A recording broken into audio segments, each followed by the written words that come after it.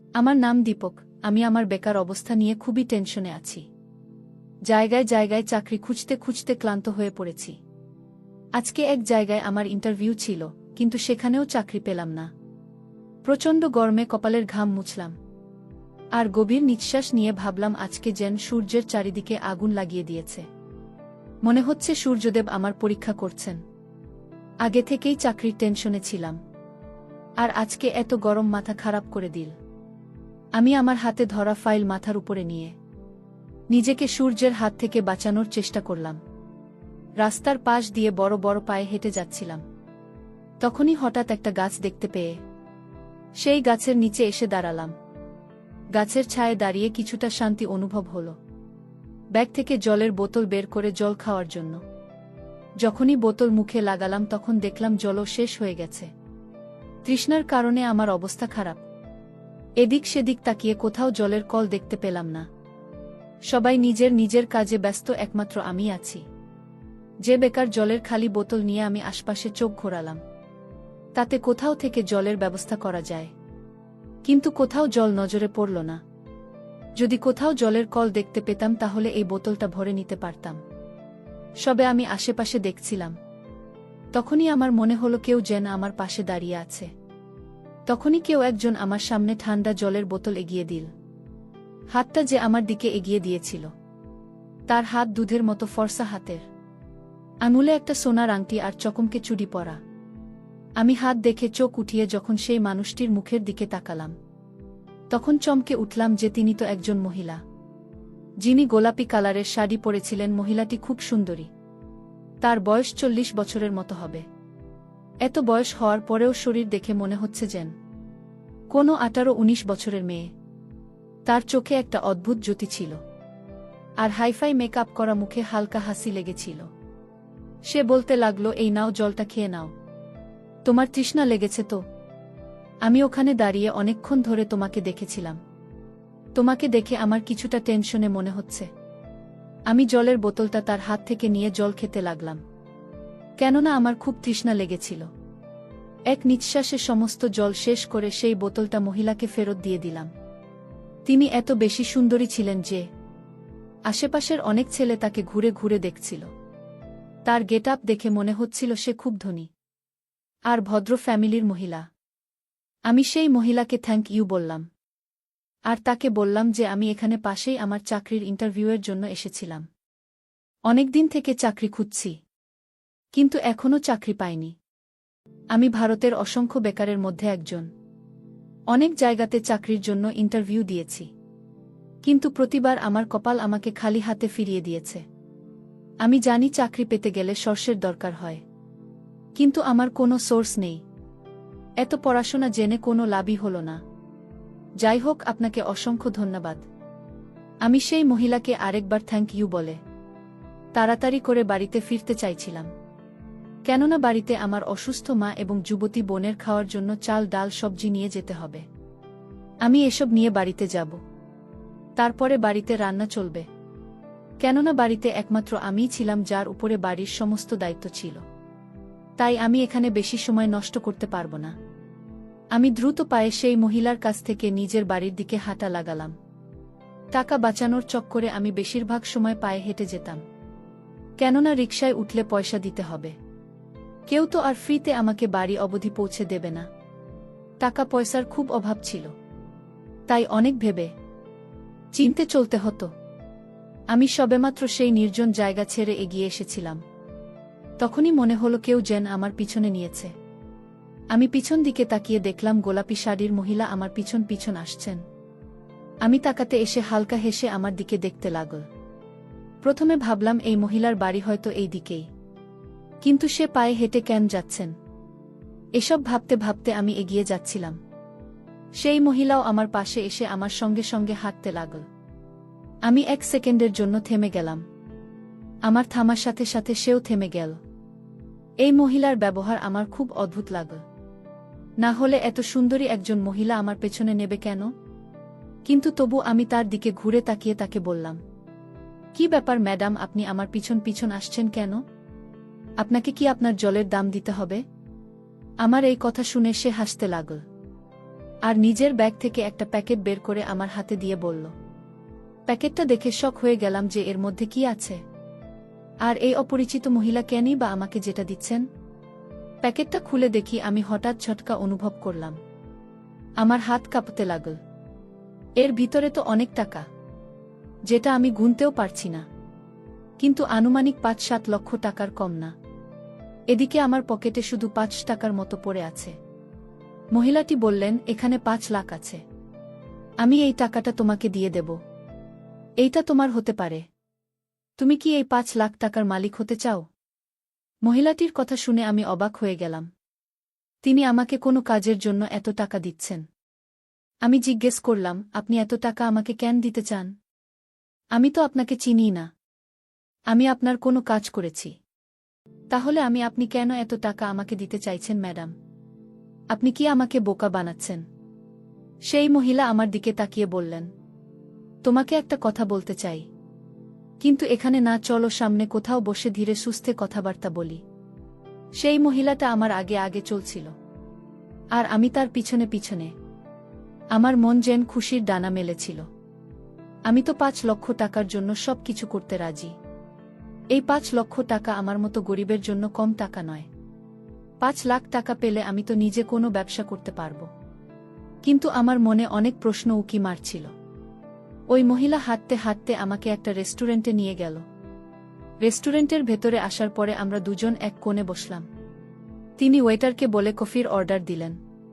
কিছু সময় পরেই তার ফোনে কারো ফোন এলো, আর সে কথা বলার জন্য চলে গেল। সেই সময় আমি আশেপাশে তাকিয়ে রেস্টুরেন্টে ভালোভাবে দেখছিলাম। এটা অনেক বড় রেস্টুরেন্ট, আর এখানে ধনী লোকেরাই আসে।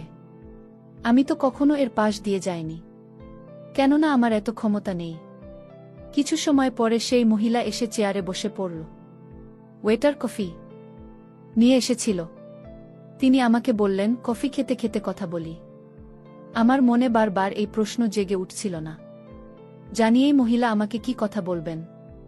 সে আমাকে দিয়ে কোনো উল্টোপাল্টা কাজ করবেন না তো, যেটা আমি করতে পারবো না। আমি একজন সৎ ছেলে, সারা জীবন আমি সব ভাবে থেকেছি।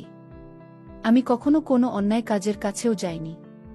কফি খেতে খেতে সে আমাকে যে কাজের কথা বলল, সেটা শুনে তো আমার হুঁশ উড়ে গেল। কেননা তিনি বলতে লাগলেন, তোমাকে এক রাত আমার মেয়ের রুমে থাকতে হবে। আমার মেয়ে ছেলেদের প্রতি খুব, তোমাদের মতো ছেলের জন্য সে পাগল হয়ে থাকে। আগামীকাল আমার মেয়ের জন্মদিন, তাই আমি ওকে তোমার মতো যুবক আর স্মার্ট ছেলেকে ওকে গিফট করতে চাই। ওই মহিলা এত বেশি পাগলের মতো কথা বলছিল যে আমি তার কথা শুনে হতবাক হয়ে গেলাম। আমি তো কখনো স্বপ্নেও ভাবতে পারিনি যে এরকম একজন সুন্দরী মহিলা লিমিট ক্রস করে দেওয়ার মতো কথাও বলতে পারে। এ কেমন মা যে নিজের মেয়ের জন্য কোনো যুবক ছেলের বন্দোবস্ত করছে। লজ্জা, আমি নিজের গান বন্ধ করে নিতে চাইছিলাম। আমি বললাম, ক্ষমা করবেন ম্যাডাম, আমি গরিব, কিন্তু এরকম করতে রাজি নই। এই কথাটা বলে আমি সেখান থেকে উঠে যেতে লাগলাম। তখনই সে আবার সেই প্যাকেট বের করল, যেটাতে আরও ৫ লাখ টাকা বেশি ছিল। এখন আমাকে ১০ লাখ টাকা বের করে দেখালেন। সেটা আমার সামনে রেখে ফাঁকা করে সেই টাকাটা আমাকে দেখানোর চেষ্টা করতে লাগল। তার এই কাজ আমাকে আবার সেখানে বসে পড়তে বাধ্য করে দিল। আমি নিজের জীবনকে শোধরাতে চাইলাম, কিন্তু আমি দূর অবধি এর কোনো আশা দেখতে পাচ্ছিলাম না। এটা আমার কাছে একটা গোল্ডেন চান্স, যেটা অ্যাকসেপ্ট করে নিলে হয়তো আমার জীবন বদলে যাবে। আমি সেই মহিলার দিকে তাকালাম, যে নিজের হাতে টাকাটা না দিয়ে আমাকে লোভ দেখাচ্ছিল, আর বল, ভেবে নাও এটাতে তোমার লাভ। মাত্র এক রাতের ব্যাপার, আর এই এক রাতেই তোমার কপাল বদলে যেতে পারে। আমার তোমাকে অভাবে মনে হলো, সেই কারণে ভাবলাম তোমার সাহায্য করি। না হলে আমার মেয়ের জন্য ছেলেদের কোনো অভাব হবে না। শুধু এক রাতে এত টাকা পাচ্ছ, তাহলে তোমার অসুবিধা কোথায়? নাকি তুমি এতটা সামর্থ্য নেই যে তুমি পারবে না তার সাথে? এই কথা বলে সে চুপ করে হাসতে লাগল। আমি এদিকে খুব লজ্জায় পড়ে গেলাম। আমি ভাবছি আমি কি করব, এই মহিলার কথা কি মেনে নেব, নাকি এই মহিলাকে না করে দিয়ে বাড়ি চলে যাব। কিন্তু বাড়িতেও তো খুব অভাব, মাও অসুস্থ, আমার মাথায় কিছুই আসছিল না যে আমি কি করব। বোনও আছে যাকে বিয়ে দিতে হবে। আমি ছাড়া বোন আর মায়ের কেউ নেই, আমাদের তেমন কিছুই নেই। মা অনেক কষ্ট করে আমাকে পড়াশোনা শিখিয়েছেন, কিন্তু তবুও আমি বেকার। আমি তাড়াতাড়ি করে সিদ্ধান্ত নিয়ে সেই মহিলার কথাতেই রাজি হয়ে গেলাম। সে হাসতে হাসতে বলল, আমি তোমার কাছ থেকে এটাই আশা করছিলাম, এতে তোমারই লাভ। এরপরে সে আমাকে ওই 10 লাখের মধ্যে থেকে 5 লাখ দিয়ে বলল, এটা তোমার অ্যাডভান্স, যাও, বাকি টাকা হওয়ার পরেই পেয়ে যাবে। আমিও ওই 5 লাখ নিয়ে নিজের বাড়ির দিকে চলে এলাম। সেই মহিলা আমাকে নিজের মোবাইল নাম্বার আর বাড়ির অ্যাড্রেস দিয়ে দিল, আর বলে দিয়েছিল যে আমাকে কোনো সময় তার বাড়িতে যেতে হবে। আমি সেখান থেকে ফেরার পথে বাজারে গেলাম, কেননা আমার ফিরতে অনেক দেরি হয়ে গেছে। তাই মায়ের কিছু ওষুধ আর ফলমূল নিয়ে হোটেল থেকে খাবার কিনে নিয়ে বাড়িতে এলাম। সঙ্গে বাড়ির জন্য কিছু চাল, ডাল, তরিতরকারি আনলাম। আমার মা আমার হাতে এত জিনিস দেখে আর হোটেল থেকে আনা খাবার দেখে হতবাক হয়ে গেলেন, কেননা এর আগে আমি কখনো এত জিনিস নিয়ে বাড়ি আসিনি। মা আর বোন আমাকে প্রশ্ন করতে লাগল, তুমি এত কিছু কিভাবে নিয়ে, এত টাকা তোর কাছে কোথা থেকে এলো? সকালে তুমি বলেছিলে যে তোর কাছে টাকা নেই। হাত মুখ ধুতে ধুতে আমি মাকে বললাম, মা, আমি এক জায়গাতে চাকরি পেয়ে গেছি, তারাই আমাকে অ্যাডভান্স দিয়েছে। সেই টাকা দিয়েই আমি তোমাদের জন্য এই সমস্ত জিনিস নিয়ে এসেছি। আজকের রান্না থেকে মুক্তি পেয়েছ বলে বোনকে খুব খুশি দেখাচ্ছিল, কেননা সে বেচারা সবসময় ঘরের কাজ করতে থাকে। আমার মা আমার চাকরির কথা শুনে খুব খুশি হয়ে বললেন, ভগবান তোকে এভাবেই সফল করুক। এরপরে আমরা 3 জনই একসাথে বসে খাবার খেয়ে নিলাম। কিন্তু আমার ধ্যান এখনো সেই মহিলার দিকেই ছিল যে তার মেয়ের সাথে ঘরে থাকানোর জন্য আমাকে 10 লাখ দেবে। এটা কি সত্যি নাকি আমাকে বোকা বানালো? এখন যাই হোক, এটা সত্যতা তো কালকেই জানতে পারব। আমি পরের দিন সকাল সকাল তৈরি হয়ে ঘর থেকে বেরোতে যাব। তখন আমার মা জিজ্ঞেস করলেন যে আমি এত সেজেগুজে কোথায় যাচ্ছি। আমি মাকে বললাম, আমি কালকে তো তোমাকে বলেছিলাম যে আমি চাকরি পেয়েছি, এখন সেখানে যাচ্ছি। তুমি ভগবানের কাছে প্রার্থনা করো যাতে তোমার ছেলে সফল হতে পারে। যদি তোমার ছেলে সফল হতে পারে তাহলে আমাদের সকলের ভাগ্য বদলে যাবে। আমার মা এই কথা শুনে খুশি হয়ে গেল। আমি বাড়ি থেকে বেরিয়ে একটা অটো রিক্সা ধরে সেই মহিলার বলা ঠিকানায় গেলাম। সেই মহিলার বাড়িতে পৌঁছে বাড়ি থেকে তো আমি হতভম্ব হয়ে গেলাম। আমি আবার নিজের কাছে থাকা অ্যাড্রেস দেখলাম, তারপরে আবার এই বাড়িটাকে দেখলাম। এটা কোনো বাড়ি নয়, বরং একটা রাজমহল, এত বড় আর সুন্দর বাড়ি। প্রথমবার দেখছি, কিন্তু আমি এটা ভেবে অবাক হলাম যে এত ধনী মহিলা এত অন্যায় কাজ কিভাবে করতে পারেন। বাড়ির বাইরে দাঁড়িয়ে তার দেওয়া নম্বরে কল করলাম। সে আমার কল রিসিভ করে জিজ্ঞেস করলেন, তুমি কোথায়? আমি তাকে বললাম যে আমি আপনার বাড়ির বাইরে দাঁড়িয়ে আছি। আমার কথা শুনে সে সব খুলে বললেন, আরে তুমি বাইরে দাঁড়িয়ে আছ কেন? তাড়াতাড়ি করে ভেতরে এসো, আমি অনেকক্ষণ ধরে তোমার অপেক্ষা করছি।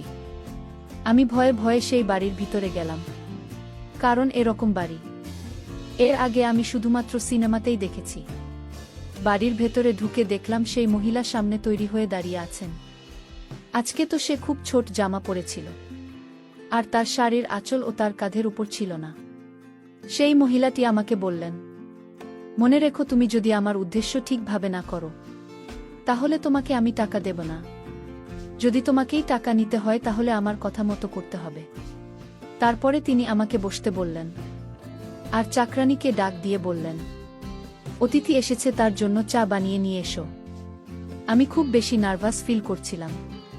তখন ওই মহিলাটি বলতে লাগলেন, তোমাকে যে কাজের জন্য এখানে ডাকা হয়েছে সেটা রাতে শুরু হবে, ততক্ষণ এখানে বসে টিভি দেখে টাইম পাস করো। আমি টিভি এবং মোবাইল দেখে সারাদিন পার করে দিলাম। এখানে আমাকে কিছু সময় পর পর কিছু না কিছু খেতে দেওয়া হচ্ছিল। রাত হলে সেই মহিলাটি আমার কাছে এসে বলতে লাগলেন, তোমার অপেক্ষা শেষ হয়েছে, এখন তোমাকে আমার মেয়ের ঘরে যেতে হবে, সে তোমার জন্য অপেক্ষা করছে। আমার হৃদয়ের গতি বেড়ে গেল, কারণ আমি তো একটা যুবক ছেলে, আর আমি ফিলিংসের উপরে কতক্ষণ কন্ট্রোল করতে পারি। আমি মনে মনে ভাবছি, যতটা সুন্দরী এই মহিলা, এর মেয়ে ও নিশ্চয়ই ততটাই সুন্দরী হবে। আর যেখানে মা নিজেই নিজের মেয়ের ঘরে আমাকে পাঠাচ্ছেন, সেখানে আমি কেন এই এসবের জন্য নিষেধ করব?